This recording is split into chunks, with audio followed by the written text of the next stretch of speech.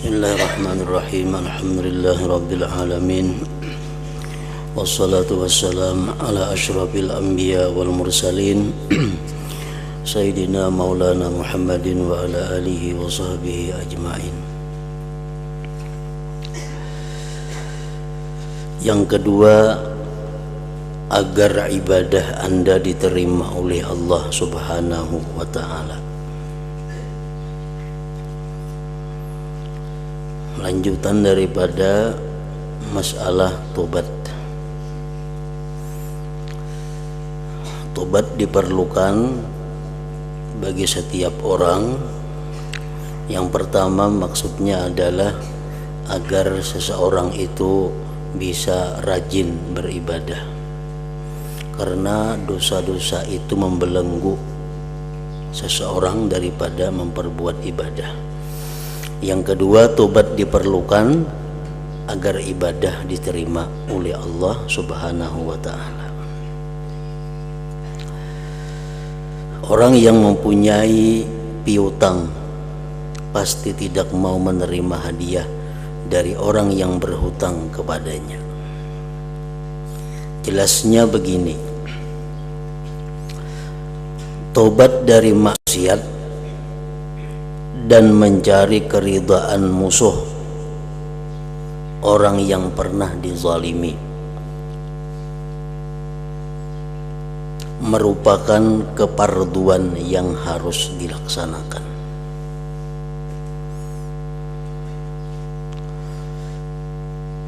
Tobat daripada dosa itu hukumnya adalah fardu, dan fardunya itu alal faur, bersegera. Memperlambat tobat merupakan dosa yang lain lagi. Jadi kalau kita melakukan dosa, itu sudah dicatat satu dosa. Apabila kita memperlambat tobat itu, maka ditambah lagi satu dosa, yaitu dosa israr. Orang yang tidak bertobat dinamakan israr, mengekali dosa. Nah, jadi bertobat dan minta halal, minta ridha kepada orang yang pernah dizalim merupakan keparduan yang harus mesti dilaksanakan. Sedangkan kebanyakan ibadah yang Anda tuju, yang kita perbuat, kebanyakan adalah ibadah sunat. Nah, apabila ibadah itu bertentangan antara fardu dan sunat, tentu yang didahulukan adalah yang fardu.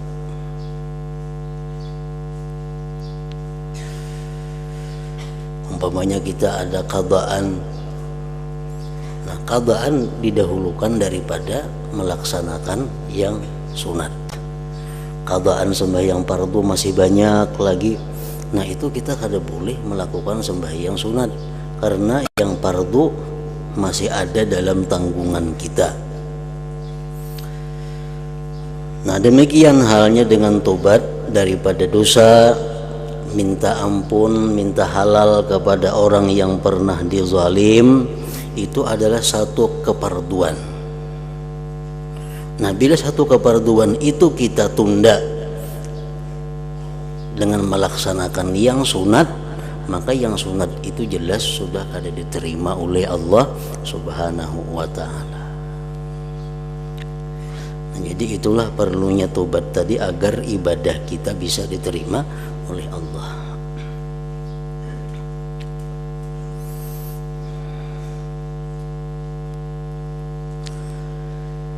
Diterimakah hadiahmu, maksudnya hadiahmu ibadah sunatmu, padahal hutangmu yang sudah masaknya membayar keparduan belum Anda lunasi? Diterimalah? Tentu tidak. Tentu tidak. Jadi orang yang banyak sembahyang qadaan fardu,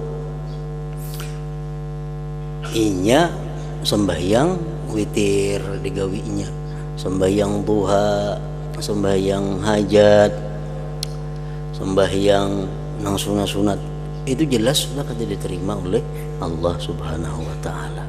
Mestinya waktunya itu digunakan untuk membayar yang fardu. Maka itu juga orang yang ada hutang dosa kepada manusia, mestinya yang segera dikerjakannya itu minta ridha dulu, minta halal. Hanyar inya melakukan ibadah-ibadah yang sunat itu. Patutkah Anda meninggalkan perkara halal dan perkara yang diperbolehkan, sementara itu Anda terus-menerus mengerjakan keharaman? Tentu tidak. Pantaskah Anda menyampaikan pengaduan kepada Allah Ta'ala, memohon dan memujinya, sedangkan Allah murka kepada Anda lantaran dosa-dosa Anda? Tentu tidak. Artinya kita ada usah memikirkan memuji Allah, berdoa kepada Allah, kalau masih banyak hal-hal yang sebelumnya itu yang wajib kita laksanakan.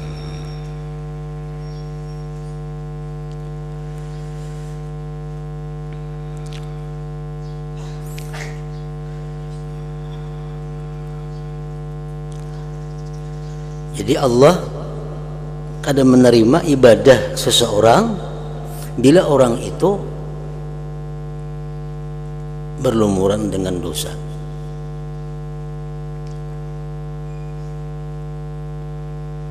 Allah kadang akan memberi ganjaran, kadang akan memberi pahala kepada satu ibadah yang mana orang yang beribadah itu belum tobat daripada dosa-dosanya.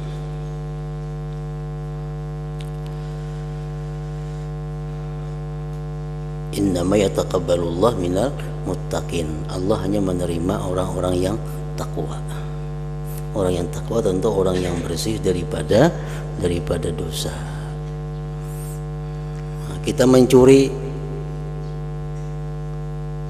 kita mengambil hak orang lain, nah kemudian kita kada tobat, kada minta ridha, sembahyang kita kada diterima Allah, belajar kita kada dinilai pahala oleh Allah, apapun ibadah kita ditolak oleh Allah. Kenapa? Karena kita meninggalkan sesuatu yang lebih perlu daripada itu. Nah, apa yang lebih perlu? Tobat dan minta halal kepada orang yang pernah kita ambil haknya itu. Sampai inya mati itu berlaku hukumannya. Nah, kita mengambil hak orang hari ini, kemudian kita kada tobat, kita kada minta halal. Padahal tobat minta halal bisa kita lakukan, tapi kita kada mau. Sambahyang aja kita, beribadah, puasa, menuntut ilmu sampai mati kada diterima Allah. Kenapa? Karena sebelumnya itu inya ada berbuat sesuatu yang membuat Allah murka kepadanya. Nah, jadi kada gampang perbuatan dosa itu. Nah, makanya tadi wajib tobat itu berdahulu daripada beribadah, karena dengan tobat ibadah kita selanjutnya diterima oleh Allah Subhanahu wa taala. Amun sudah perbuatan baik kita kada diterima Allah, catatan amal tentu kosong nang sebelah kanan, sedangkan perbuatan dosa nang lain-lain tetap jalan. Kita melakukan dosa nang lain dicatat, melakukan dosa catat lagi, melakukan ibadah kada dicatat. Jadi jelas timbangan amal itu berat ke sebelah kiri. Nah, jadi itu pentingnya tobat.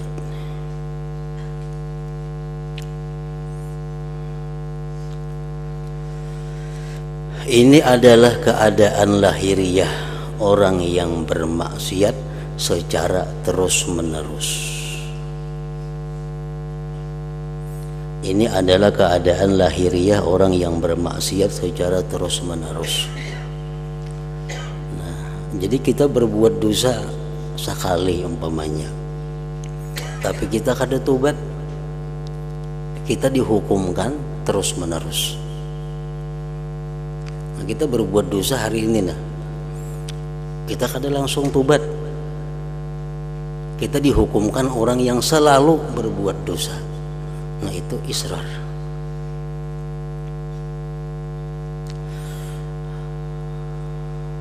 Semoga Allah memberikan pertolongan kepada kita semua dalam melakukan taat. Amin ya rabbal alamin.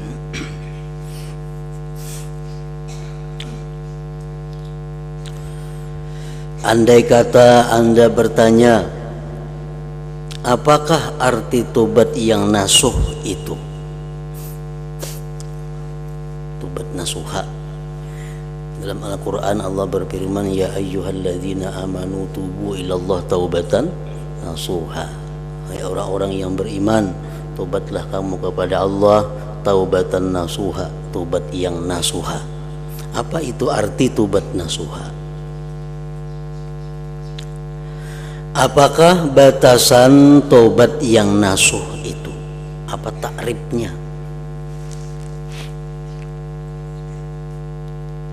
Dan apa pula yang sayugianya dilakukan oleh seseorang agar bisa keluar dari semua dosa? Kayak apa caranya supaya kita ini keluar daripada dosa-dosa yang pernah kita lakukan itu?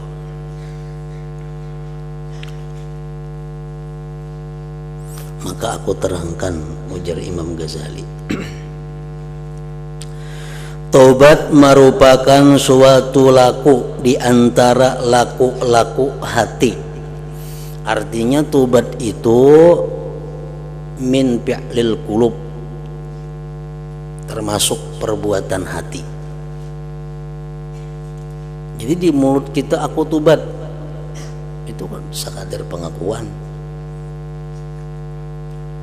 Sama kayak usalli fardhu zuhri, itu hanya sekadar membantu. Sedangkan yang ianya dalam hati usalli fardhu zuhri ini tuh. Nah, sama tobat. Astagfirullahaladzim wa atubu ilaih, astagfirullahaladzim wa atubu ilaih. Aku minta ampun kepada Allah, aku tobat kepadanya. Di mulut diucapkan 100 sehari. Itu hanya sekadar pengakuan kita. Tapi nang ianya yang dinilai Allah sesungguhnya, nang ngaran tobat itu adalah di dalam hati. Karena tobat itu perbuatan hati. Taubat dilakukan sesudah dihasilkannya perkataan para ulama, semoga Allah meridai mereka. Artinya apa yang dimaksud dengan taubat itu?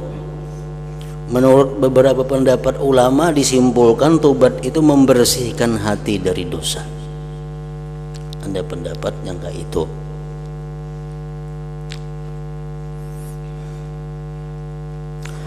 Nah, menurut pendapat Imam guru daripada Imam Al-Ghazali, Abu Bakar Al-Warraq berkata, beliau tentang batasan tobat. Yang dinamakan tobat ialah meninggalkan pemilihan dosa. Arti pemilihan itu melakukan dosa. Ikhtiyaruz dzambi, meninggalkan pemilihan dosa, meninggalkan memperbuat dosa, di mana dosa semisalnya sudah pernah diperbuat demi mengagungkan Allah Ta'ala dan takut akan kemurkaannya. Nah, itu definisi tobat menurut Abu Bakar Al-Warraq. Meninggalkan melakukan dosa di mana dosa yang semisal itu pernah dilakukan,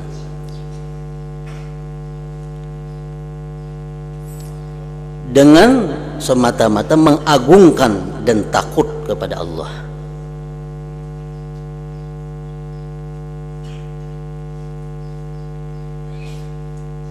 tingkatan dosa itu ada 3 secara umum. 1, dosa paling besar, dosa kafir, menyekutukan Allah. Nah, ini tingkatan dosa. Dosa yang nomor 2 tingkatannya adalah bid'ah fiddin, bid'ah dalam agama.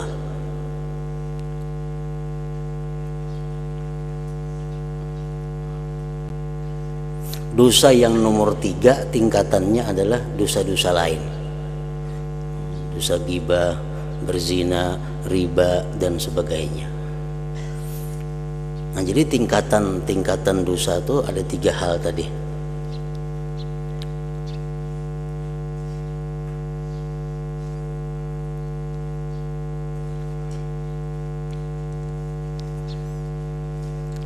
Jadi kalau direnungkan, perkataan guruku ini ternyata terdapat 4 syarat bagi sahnya tobat.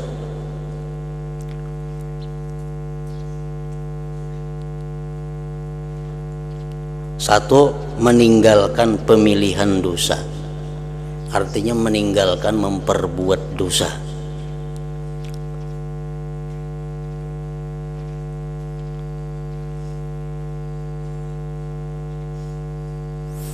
Yaitu hamba seseorang harus menempatkan hatinya dan membersihkan niatnya untuk tidak akan kembali kepada dosa tersebut.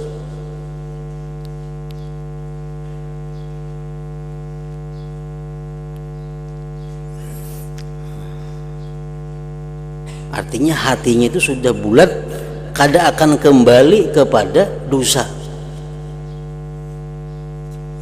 Adapun jika seseorang meninggalkan laku dosa maksiat tetapi di hatinya masih ada bayangan hendak kembali lagi berbuat dosa, atau tidak mempunyai maksud hendak kembali namun hatinya ragu-ragu, maka orang semacam ini kadang-kadang masih akan kembali melakukan dosa. Ia disebut orang yang menahan diri dari dosa, bukannya orang yang bertobat dari dosa. Nah, jadi tobat itu artinya bulat hati. Aku kada akan mengulang lagi dosa semisal itu. Nah, itu ngaran tobat. Bila hati ini masih ragu-ragu, bisa tak ulang, bisa kada. Nah, itu belum tobat ngarannya. Atau di hatinya ini masih ada tujuan lagi untuk mengulang satu dosa, itu kada tobat juga ngarannya. Aku hari ini kau menahan diri daripada dosa, tapi esok bisa kada kau menahan diri. Nah, itu kada tobat ngarannya. Jadi tobat itu bulatakan kita ini hati kita, pokoknya aku esok dan selanjutnya kada berbuat dosa lagi. Andai kata isuk inya berbuat dosa, kada jadi masalah. Yang penting waktu inya bertobat itu hatinya bujur-bujur penuh, bujur-bujur bulat, kada akan melakukan dosa lagi di belakang hari. Nah, itu ngarannya tobat.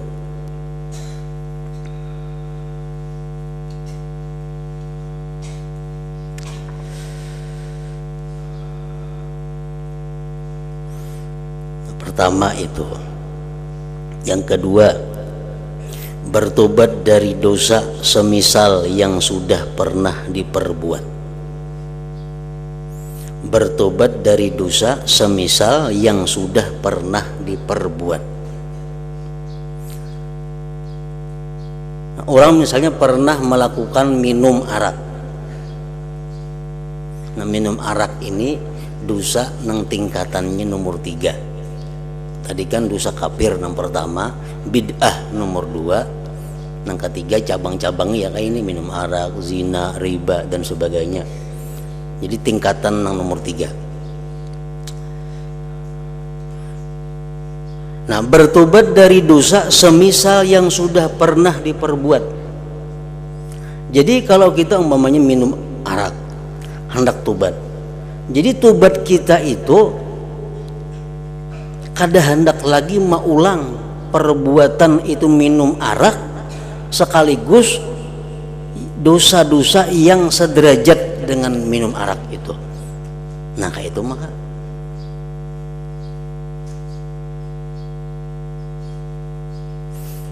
Jadi bukan hanya tobat itu tertentu kepada dosa yang pernah kita lakukan, kadang situ aja. Jadi tobat itu mesti satu, meninggalkan, berhenti. Yang kedua, berjanji kada akan maulang lagi dosa-dosa semisal yang kuperbuat itu. Jangan hanya ditujukan kepada satu dosa yang pernah kita lakukan. Misal aku tobat berhenti daripada minum arak. Yang kedua, aku berjanji kada akan minum arak lagi. Itu kada cukup lagi. Jadi mesti berjanji kada akan minum arak dan melakukan dosa-dosa yang sederajat dengan itu minum arak. Nah, kayak itu.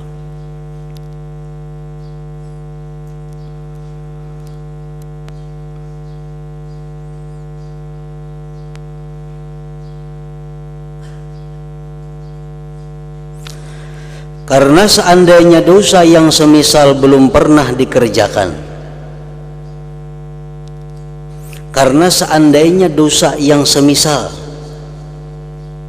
belum pernah dikerjakan, berarti ia adalah orang yang takut kepada Allah, orang yang takwa kepada Allah, bukan orang yang bertobat. Cobalah Anda renungkan, kalau ada orang berkata bahwa Nabi Muhammad sallallahu alaihi wasallam adalah orang yang bertobat dari kekafiran, tentu omongan seperti ini tidak benar. Sebab beliau sama sekali tidak pernah kafir.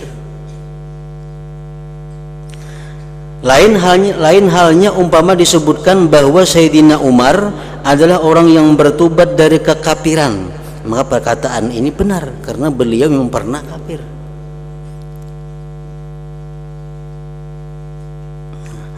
Yang ketiga, dosa yang pernah diperbuat sama dengan dosa yang ditinggalkan pemilihannya dalam hal kedudukan dan tingkatan, bukan dalam hal bentuknya. Nah, coba Anda pikirkan, orang yang telah tua renta, lagi rusak badannya, yang semasa mudanya pernah melakukan zina dan merampok, ini lagi bezina, merampok gawiannya, sekarang sudah umur 90, bagarak saja bebaya kawa, hendak tobat. Satu sih mbak ampih daripada berzina dan merampok. Dua, bercita-cita kada merampok lagi. Memang kada kau merampok lagi, sudah tua nangka itu. Nah, jadi bertobat itu bukan hanya daripada dosa yang pernah dilakukan, tapi juga tobat daripada dosa yang sederajat dengan itu.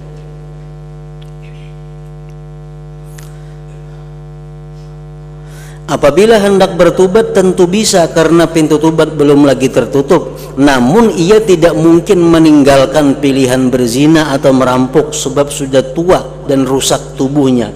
Tentu ia tidak mungkin kuat berbuat zina atau merampok. Ia tidak dapat meninggalkan pilihan berzina atau merampok, maka tidak sah ia diberi sebutan sebagai orang yang meninggalkan dan menahan diri dari perbuatan zina atau merampok.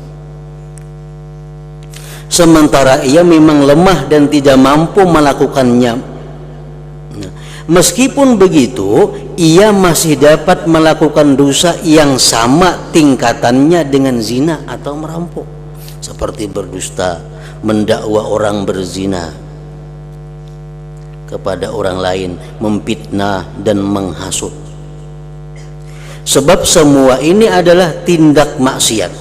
Walaupun dosa itu bertingkat-tingkat dalam setiap tindak maksiat sesuai dengan kadarnya masing-masing. Hanya saja maksiat-maksiat yang disebutkan ini berada dalam kedudukan yang sama, yaitu di bawah tingkatan bid'ah. Sedangkan bid'ah berada di bawah tingkatan maksiat kufur.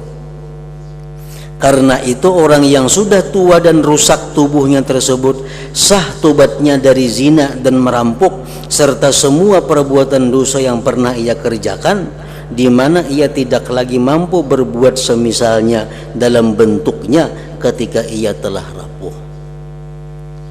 Nah, jadi artinya bercita-cita kada akan lagi mengulang dosa yang dilakukan itu dan yang semisalnya.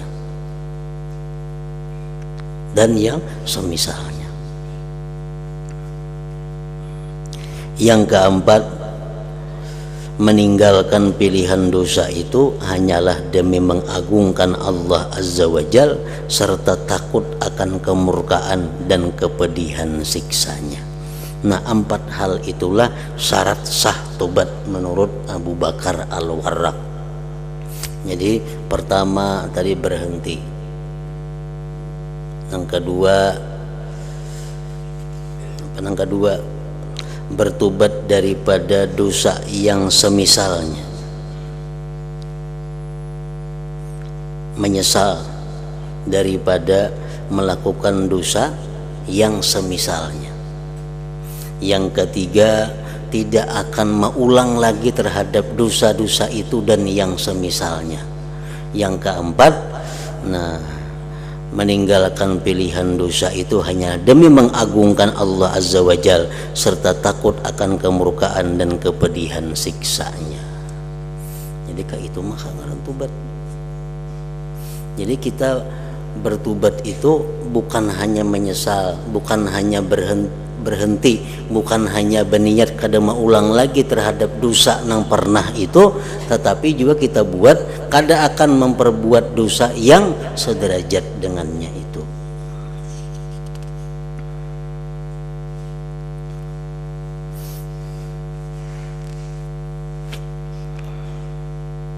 Meninggalkan pilihan dosa itu, meninggalkan perbuatan dosa itu hanyalah demi mengagungkan Allah Azza wa Jal serta takut akan kemurkaan dan kepedihan siksanya.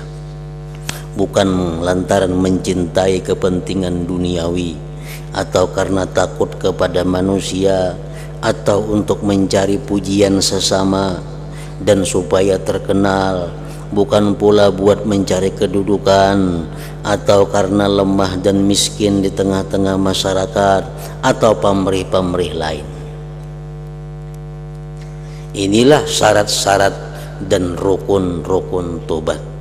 Apabila 4 syarat ini ada dan sempurna, maka itulah tobat sejati dan benar atau tobat nasuha ngarannya.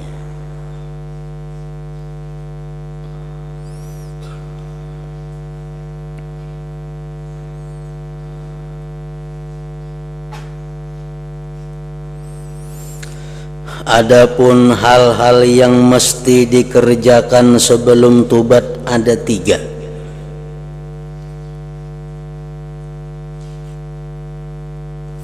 Jadi tobat itu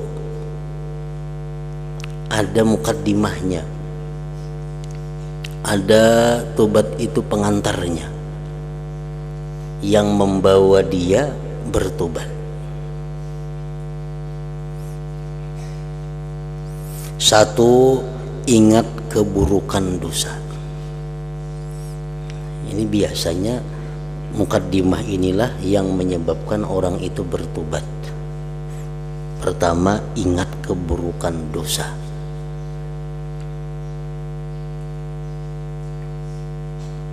Kenapa keburukan dosa? 1 perbuatan dosa itu sangat banyak menimbulkan hal-hal yang buruk.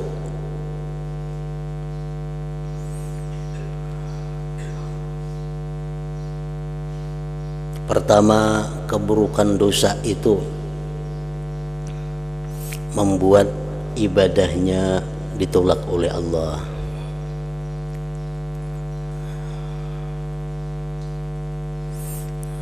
Itu keburukan dosa. Amun aku berdosa macam ini nah, aku sembahyang kada ada nilainya, aku bersedekah kada ada nilainya di sisi Allah, aku berbakti kepada ini kepada itu kada ada harganya di sisi Allah. Ingat keburukan dosa. Yang kedua, keburukan dosa itu membuat sedihnya Rasulullah Sallallahu Alaihi Wasallam.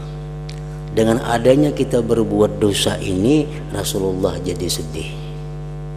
Rasulullah jadi berduka kalau kita berbuat dosa.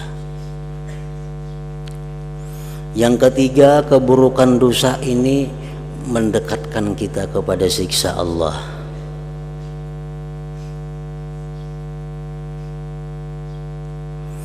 Yang keempat, keburukan dosa ini kalaunya kita orang yang disayangi Allah, mempersempit rezeki. Tuh orang-orang yang disayangi Allah nih, kalau ini berbuat dosa rezekinya macet. Tapi kalau orang-orang yang kada disayangi Allah, nya makin berbuat dosa makin lancar rezekinya. Kenapa? Karena istidraj, lanjuran dari Allah.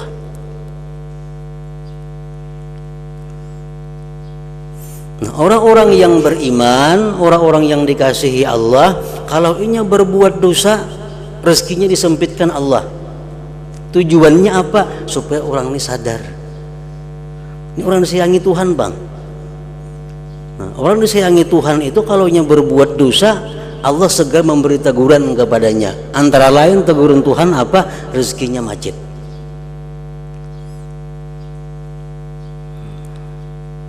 Nah, ingat keburukan dosa.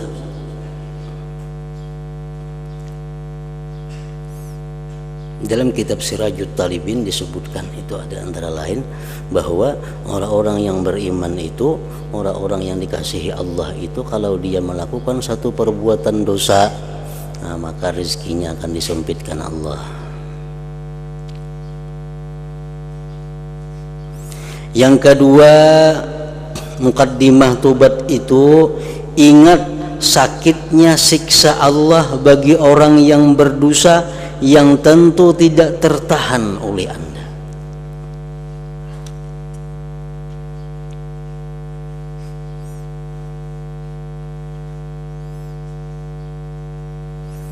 Ingat sakitnya siksa Allah bagi orang yang berdosa yang tentu tidak tertahankan oleh Anda. Kalau hukuman yang diberikan oleh hukuman dunia itu masih kada apa-apa. Orang mencuntan misalnya dihukum penjara 5 tahun. Dalam penjara ini apa? Diberi makani, dididik, dilatih, diberi pelajaran macam-macam. Itu narapidana itu dalam penjara. Hukuman dunia kalau di penjara belamak awak. Amun hukuman Allah, ingat sakitnya siksa Allah bagi orang yang berdosa yang tentu tidak tertahankan oleh Anda. Yang ketiga, ingat akan kelemahan diri Anda dan sedikitnya daya upaya Anda dalam menghadapi siksa Allah itu.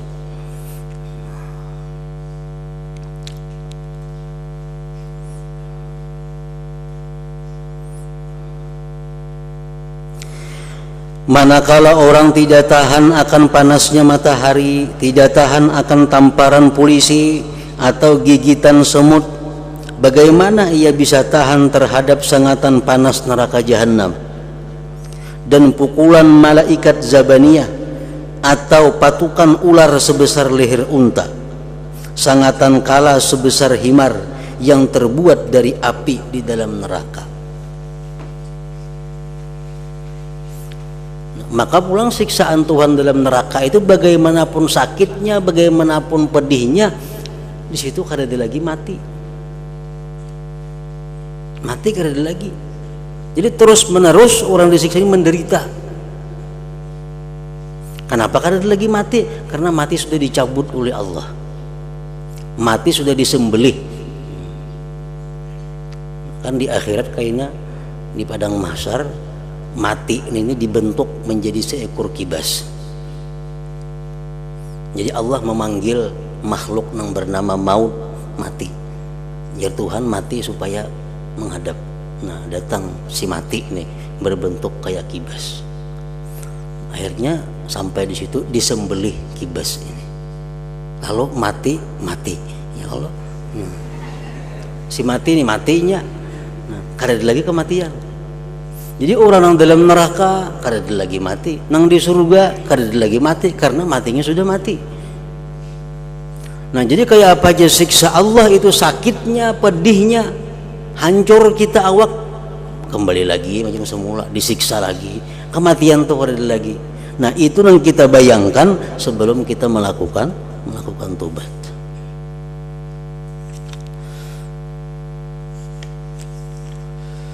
Sengatan kala sebesar himar yang terbuat dari api di dalam neraka, tempat siksa dan kerusakan.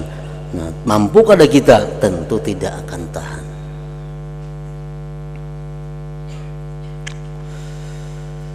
Nah, semoga kita semua dilindungi oleh Allah dari kemurkaannya dan siksanya. Nah, jadi untuk menghindari hal-hal seperti tadi, hanya ada satu jalan, adalah tobat. Ngalihlah tobat itu, kadang ngalih, namun kita mau. Kenapa kadang ngalih? Karena semuaan itu ada cara, ada jalan yang diberikan Allah untuk melaksanakan tobat itu. Pertama, berampih. Yang kedua, menyesal. Yang ketiga, kada hendak lagi memperbuat dosa itu dan yang seumpamanya. Yang keempat, bertobat itu semata-mata takut kepada Allah. Nah, yang kelima, kalau ada hutang piutang dibereskan. Kada kau membayari, minta halal. Minta halal. Dulu aku pernah lawan ikam berhutang sekian juta. Mana kau lagi membayari? Hartaku sudah habis, apa itu ini? Si An ini mau kada mau selesai. Ujarnya aku kada meridai. Nah, aku kada meridai. Tapi karena ini sudah memohon keridaan lawan si A ini, kena Allah akan meridakannya. Tapi kalau kita belum memohon keridaan itu, Allah kada akan meridakan. Kita pernah mencuri punya seseorang, mencuri duit 100.000 umpamanya, tobat kepada Allah, hendak mengembalikan gak ada lagi duitnya. Nah, padahal aku pernah mencuntan duit ikam 100.000, tapi aku minta halal lawan ikam, minta ridho, nah orang kau lagi mengganti, nang digantikan apa? Duitnya kada ada lagi, nang dijual kada ada lagi, nang apa? Ujar nang itu, kok ada meridai, kamu tuntut kena di akhirat. Tapi kita sudah minta ridha lawan inya nih. Nah, kayaknya di akhir Allah maha bijaksana, Allah menghargai permintaan halal kita kepada makhluknya itu. Allah sangat menghargai itu, sehingga harganya apa? Kita bisa dibebaskan oleh Allah daripada tuntutan seorang makhluk tadi dengan nama Allah yang bernama Al-Muqsit itu. Nah, nama Allah Al-Muqsit ada 99. Nah, itu fungsinya apa? Fungsi membereskan hal-hal yang macam itu. Macam bujuran kaki Tuhan mencuntan ampunnya bujur. Kenapa kita mau ada mengganti? Kenapa nanti ganti akan? Orang sudah minta ridha nih, sudah minta ampun, minta halalnya kada mau. Nah, Tuhan menghargai itu dengan namanya Al-Muqsit, selamat orang ini. Nah, jadi kada ada ngalihnya. Walaupun tobat tuh ngalih kada. Asal ada kemauan daripada orang yang hendak bertobat tadi.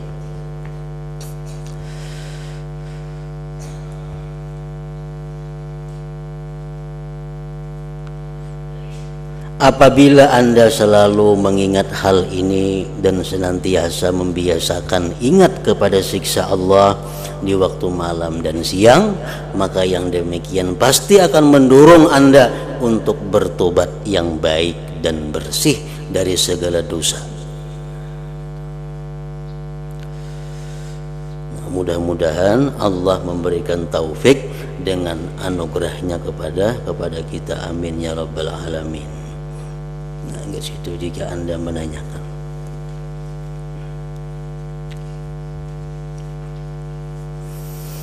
Ya hadratin Nabi sallallahu alaihi wasallam, Al-Fatihah.